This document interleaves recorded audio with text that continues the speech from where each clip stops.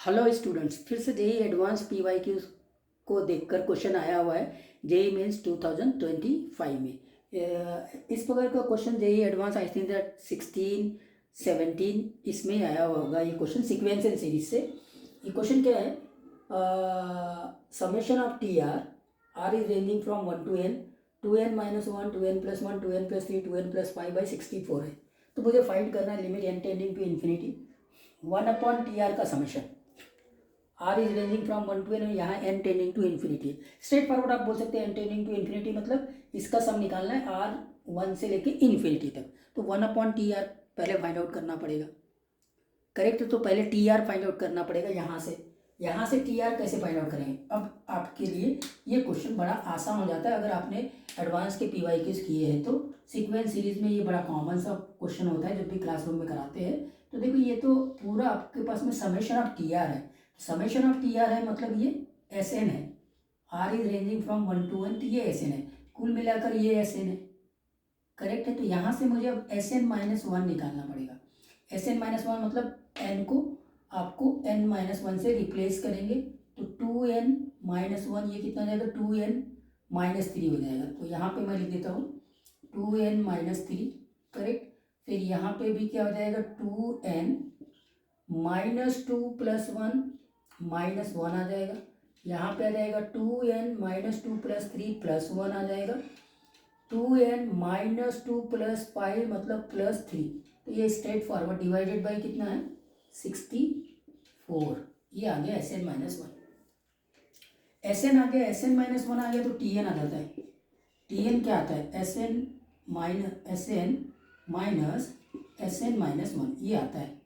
ठीक है, अब इसमें सब्ट्रैक्ट करेंगे तो बड़ा वाला ये है। दोनों में कॉमन क्या क्या है? देखो 2n प्लस थ्री कॉमन है। Correct? 2n plus one common है। Correct? 2n minus one common है तो इतना बाहर ले लो। 2n minus one, 2n plus one, 2n plus three, और अब बच गया ऊपर वाले में क्या? 2n प्लस फाइव, और माइनस में ये आएगा 2n माइनस थ्री। तो माइनस 2n प्लस थ्री, ये तो कैंसिल आउट हो गया तो यहाँ बचेगा 8। और डेफिनेटली डिनोमिनेटर में आपके पास में क्या है? 64। तो मैं इसको 8 लिख देता हूँ। ये हो गया 8। 8 से 64 भी कट गया तो यहाँ आ गया 8। तो अब आपके पास में टी एन आ गया तो 1 अपॉन टी एन भी आ जाएगा। 1 अपॉन टी एन क्या होगा? 8 ऊपर चले जाएगा और नीचे में आ जाएगा 2n minus one, 2n plus one, और 2n प्लस थ्री, ये आ गया। अब आपको इसका समेशन निकालना है जब आर रेंजिंग फ्रॉम 1 से लेके एन तक। टी एन मतलब टी आर, आर से रिप्लेस कर देते तो वो कोई बड़ी बात नहीं है, वो आप लोग सब समझते हो। तो यहाँ पर करना क्या चीज़ है? अब आपको इसको डिफरेंस ऑफ टू टर्म्स में लिखना पड़ेगा। तो देखो डिफरेंस ऑफ टू टर्म्स में लिखने के लिए सबसे बड़ा पहली बात आपको ये पता हो, डिफरेंस ऑफ टू टर्म्स में लिखने के लिए ये सबसे छोटा है और ये सबसे बड़ा है। तो डिफरेंस ऑफ टू टर्म्स में 8, यहाँ मैं लिख दूंगा दो टर्म्स का डिफरेंस। ये दो टर्म का डिफरेंस, दो टर्म के डिफरेंस में यहाँ पे मैं छोटा ले लूँगा 2n माइनस वन, और बीच वाला 2n प्लस वन, और यहाँ 2n प्लस वन बीच वाला, और बड़ा वाला 2n प्लस थ्री। तो देखिए आप इसका एलसीएम जब निकालेंगे तो नीचे में तो ये पूरा आ जाएगा। तो इस पूरे को अगर इससे डिवाइड करेंगे तो यहाँ बचेगा 2n प्लस थ्री, और यहाँ बचेगा 2n माइनस वन। अब इसको सब्ट्रैक्ट करेंगे तो 2n कट जाएगा, तो इसका मतलब यहाँ बचेगा 4 ओनली। करेक्ट है? तो आपके पास में जब आप ये कर रहे हैं यहाँ पर 1 अपॉन और ये माइनस 1 अपॉन, तो एक्स्ट्रा में 4 आ जाता है, तो 4 से यहाँ पे डिवाइड कर दो। 4 से आपने डिवाइड कर दिया। करेक्ट है? तो 4 से डिवाइड किया तो ये कितना बन गया? ये बन गया 2। करेक्ट? ये बन गया 2।